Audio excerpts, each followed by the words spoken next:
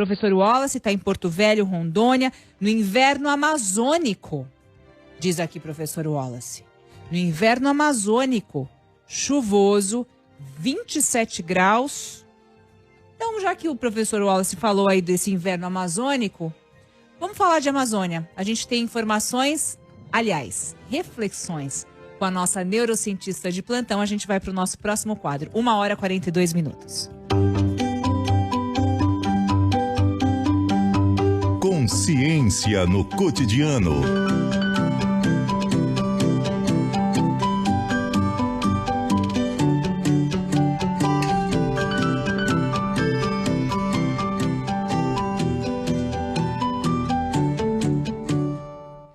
Consciência no cotidiano com ela, Cláudia Feitosa Santana. Cláudia, boa tarde. Boa tarde, Pétria. Boa tarde a todos os ouvintes. E uma boa tarde especial para o professor Wallace, em Rondônia. Rondônia, né? Rondônia, Porto Velho, no inverno amazônico, diz ele. 27 graus pela muita chuva. Conta pra gente o ouvinte. A nossa conversa passa por Rondônia. Passa por Rondônia. Cláudia, eu trago essa brincadeira aqui do nosso ouvinte, mas trago fatos também, né? Porque a Amazônia Legal registrou um aumento de 62% nos alertas de desmatamento em fevereiro, se a gente comparar com o mesmo mês do ano passado. É um desmatamento bastante grande, e eu sei que você dedica boa parte dos seus estudos à Amazônia. Eu queria que você contasse um pouco mais da tua relação, a relevância da gente estudar também essa região fundamental, esse coração não só do Brasil, do mundo, e como é que a neurociência se conecta com a Amazônia. Bom, vamos lá. Eu já me interessava pela Amazônia antes de ser neurocientista. Eu ainda era, não sei se os nossos ouvintes sabem, né, mas eu formei em arquitetura e urbanismo e em engenharia civil. Então eu trabalhava como arquiteta e engenheira e eu já era interessada na Amazônia. E eu lembro de, na década de 90, viajar para a Amazônia e já ver uma questão de troncos, de árvore, essa questão do desmatamento já era uma coisa presente. Só que no começo dos anos 2000, né, eu entrei na neurociência e, sem saber, eu ia acabar na Amazônia de novo. Mas aí estudando a Amazônia, e eu já tinha me apaixonado pela Amazônia. Na década de 90, que brasileiro que ia para a Amazônia? Só maluco. Então, eu não imaginava que eu ia poder estudar. Mas por quê? No mestrado, eu estudava o mercúrio de funcionários de lâmpadas, de fábricas de lâmpadas fluorescentes no estado de São Paulo, que tinham sido afastados porque eles tinham sido cronicamente intoxicados pelo mercúrio. Pétria, eles inalavam mercúrio sem perceber. Sabe as lâmpadas fluorescentes, por exemplo? Sim. Quando não passava no controle de qualidade, eu lembro de um dos meus voluntários, ele tinha que quebrar a lâmpada, olhar para ver onde estava o defeito, e quando olhava para dentro daquela lâmpada quebrada, ele inalava o mercúrio. Nossa, Cláudia. Era uma coisa assim absurda. Tenho vários, aliás, para quem quiser se aprofundar, porque a gente não vai se aprofundar, os meus artigos, as coisas, entra lá no Instagram, @Cláudia Feitosa Santana, eu deixei umas coisas fixadas, tem o link na bio para o site, tem todos os artigos. Tá. E aí eu fui para um congresso no Brasil, apresentando essa questão do problema de inalar o mercúrio cronicamente desses funcionários que tinham sido afastados dessas fábricas de lâmpada fluorescente. Eles, inclusive, tinham uma ação e conseguiram serem aposentados por invalidez, de tão grave que era a situação. Por quê? Eles tinham tremor, olha só. Por isso que se junta com a neurociência. Eles tinham uma série de problemas. Eu, em específico, estudava percepção. Eu estudava visão. E mais particularmente a visão de cores. Apresentei esse estudo num congresso e aí tinha um pessoal que estava com uma expedição marcada para ir estudar populações ribeirinhas. e me convidaram. Eu já era uma apaixonada pela Amazônia e falei, claro, topo, na hora. E aí, professor Wallace, para onde que eu fui, voei, sei lá quantos aviões, para chegar em Porto Velho. De Porto Velho, eu me juntei com um grupo grande, com mais pessoas, e os meus colegas, que eram da Federal do Pará, que já estudavam num laboratório também, que estudava questões do mercúrio e visão, percepção, ainda se juntaram comigo. E aí eram horas de barco grande, para chegar no Rio Madeira, para chegar numa região onde a gente ainda tinha que pegar um barquinho para mais de 1 hora chegar na comunidade onde a gente ia fazer a pesquisa. Era muito longe. Continua sendo muito grande, longe, né? É muito grande, absurdamente muita água. Mas olha a questão, isso junta tanto o desmatamento quanto o garimpo. Essa região que eu fui testar, Petra, a gente já sabia que o garimpo traz o problema do mercúrio, que o desmatamento também traz o problema do mercúrio. Então, para quem não sabe, quando você desmata, ou quando você está fazendo esse garimpo de remexer no solo e de queimar a rocha para tirar o ouro, você tem várias formas de você soltar o mercúrio no ar. Então, o nosso solo, no mundo inteiro, ele é rico em mercúrio. Só que o desmatamento e o garimpo, eles fazem com que o mercúrio se despregue do solo e vá para a água. Esse é o mercúrio igual que eu estudava em São Paulo.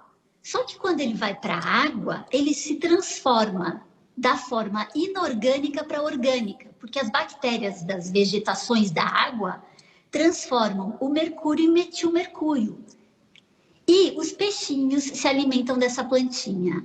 Aí, um outro peixe se alimenta desse peixe.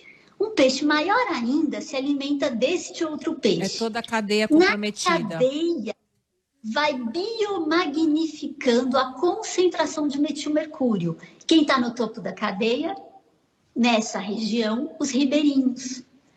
E essa região onde a gente foi testar era longe de garimpo, não tinha desmatamento. E o que nós encontramos?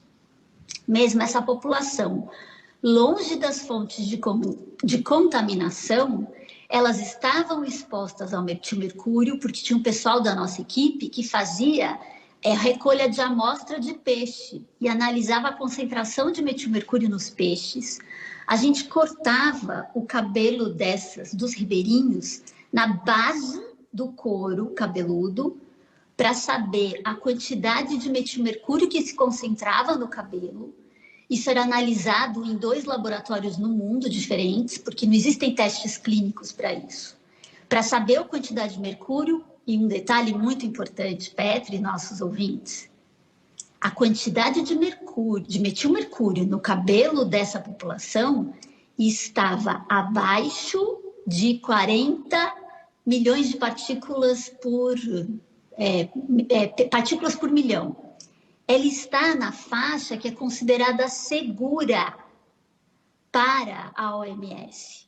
Só que, mesmo assim, essa população tinha alterações na visão. A alteração que a gente conseguiu detectar na visão de cores, fora, normalmente, outras alterações. Problemas de memória, algumas questões de motricidade. Por quê? O mercúrio, depois de inalado, que é o caso dos funcionários de lâmpadas fluorescentes no estado de São Paulo, ou ingerido pelo peixe, que é o metilmercúrio, que é a outra forma que a gente mede no cabelo, na alimentação, o mercúrio, ele atravessa a barreira hematoencefálica e vai direto para o cérebro. Uma vez grudado no cérebro, ele não sai mais. Nossa, claro. É muito difícil de sair. O que dizem que é reversível seria assim uma quantidade mais absurda, muito grande. Mas esses estudos, quando vocês fizeram, quando você fez e vocês fizeram, ele é um mapeamento científico e ele embasa algum tipo de proteção a essas populações? Vocês conseguiram avançar nesse sentido? Pétria, eu publiquei este artigo em 2018.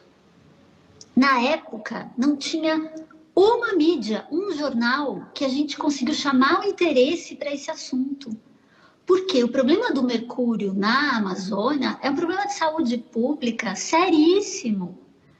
Porque aquelas populações, elas estão totalmente vulneráveis. E assim, quando eu falo ribeirinho, eu estou falando um ribeirinho que tem gente lá que nunca chegou numa cidade. Tem gente que não tem documento. Eles têm câncer de pele muito mais do que a gente. Eles não têm acesso a protetor solar.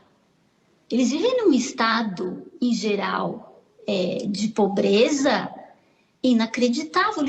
Eles são populações completamente isoladas. Essa comunidade é uma comunidade muito pequena. Muito pequena. Inclusive, parte dos nossos pacientes, dos nossos voluntários, eles podem ter tido uma exposição a mercúrio maior na janela de desenvolvimento, que é pior ainda. Muito pior para você ter essas consequências. E essas consequências, elas não são nítidas. Elas são o que a gente chama de praticamente subclínico. Por quê? A gente percebe que existe uma alteração, ou seja, as questões de saúde pública, né, tem que olhar para essa população, mas ela não vai ficar cega. Ela vai ter uma dificuldade de visão que é pequena, mas ela é séria. Por quê? Ela mostra a seriedade para aquela população inteira. Claro. E outra coisa, Petra, como é que a gente vai falar para eles que eles só podem comer peixe 2 vezes por semana? Até 2 vezes por semana é seguro. Mas isso a gente carecia, então, de política pública para orientar isso, para ter política incisiva. Quando a gente lê, porque isso acontece demais, né, Cláudia? Quando se lê uma notícia como essa que nós veiculamos, né? Amazônia e Cerrado batem recorde de alertas de desmatamento, e essas informações tem dados, né, do Instituto Nacional de Pesquisas Espaciais, o INPE. Como é que você, como uma cientista, nos orienta a ler uma notícia como essa? Porque isso tem muito além do que a gente chama jornalisticamente do lead, né, que é a informação principal, que é o dado, mas a gente precisa ter algum tipo de discernimento para interpretar essas informações e ir na profundidade do que quer dizer, por exemplo, isso que você coloca para a gente. Tem uma série de implicações que o desmatamento causa, que são absurdas nessas populações. Como é que essas informações orientam ou devem orientar não só a nossa consciência enquanto consumidor de notícia, mas também, como a gente falou aqui agora, orientar políticas, né? Precisa de políticas. E a questão do garimpo, principalmente o garimpo ilegal. Porque, por exemplo, essas populações, elas precisam serem protegidas. E aqui é uma reflexão, né? E de que forma que elas podem prosperar, enriquecer, prosperar economicamente, porque elas vivem em situações de miséria, mesmo quando elas recebem Bolsa Família, seguro-defesa, tem muitos que vivem de aposentadoria. Quando eles conseguem ter acesso, elas precisam de toda essa proteção, porque se a gente precisa proteger aquela biodiversidade da Amazônia, como é que a gente protege tudo aquilo e protege a população? Porque a gente hoje em dia está falando de desmatamento, está falando do garimpo, e a gente chegou a falar muito dos Yanomami, das terras por causa do garimpo agora, que foi a denúncia, né, da Sumaúma. E o ribeirinho, que não é considerado mais indígena, ele já perdeu toda a conexão que ele tinha com alguma tribo que ele já possa ter sido um dia. Eles não falam mais dialeto nenhum.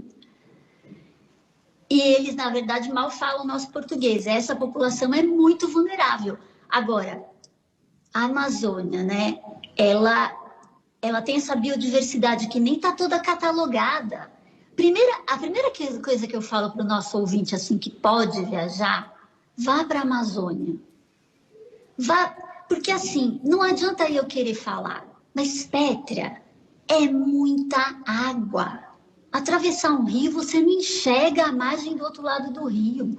Eu dormia noites na rede, literalmente. Rede, naqueles barcos, que nem se vê o pessoal que faz, às vezes, de YouTube, de viagem de moto. é uma outra vida. E assim, agora tudo a ver com o que você fala e com o seu livro que está vindo. É um silêncio, ou é aquele som da natureza. E a gente vive nessa poluição sonora enlouquecedora, que eu digo, o que era de poluição, a poluição visível na época da Revolução Industrial, hoje a gente vive uma poluição sonora e a gente precisa do som da natureza. A gente é muito mais feliz e aquele silêncio é maravilhoso, Pétria. Isso é ciência, né, Cláudia? Você imerso nesse som, nesse ambiente, é a conexão, é você ter a percepção que você é o ambiente. Exato, você se sente completamente dentro, você não tem nenhum problema de encaixe. Eu me lembro de atravessar uma vez um dos rios, eu acho que era o Rio Negro, porque eu já fui para a Amazônia várias vezes e para vários lugares. Essa para o nosso professor Wallace, que eu fui, a comunidade que a gente testou, era na Lagoa Puruzinho. Mas de atravessar o rio, e assim, você está atravessando, e aí a lua está nascendo, parecia que ela estava aqui, no barco, gigantesca. Eu falava assim, gente, eu não acredito. E aquela noite, com aquele silêncio maravilhoso. É só em lugares como a Amazônia que ainda existem, mas assim, do jeito que vai. E outra, podemos ter turismo na Amazônia? Poderia, mas tinha que ser o turismo do silêncio, né, Pétria?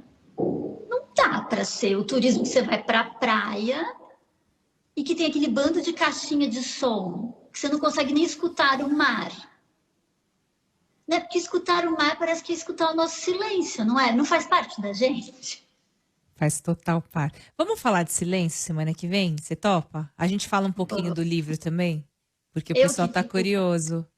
E se eu te contar... Não, parece que a gente combina, mas não é...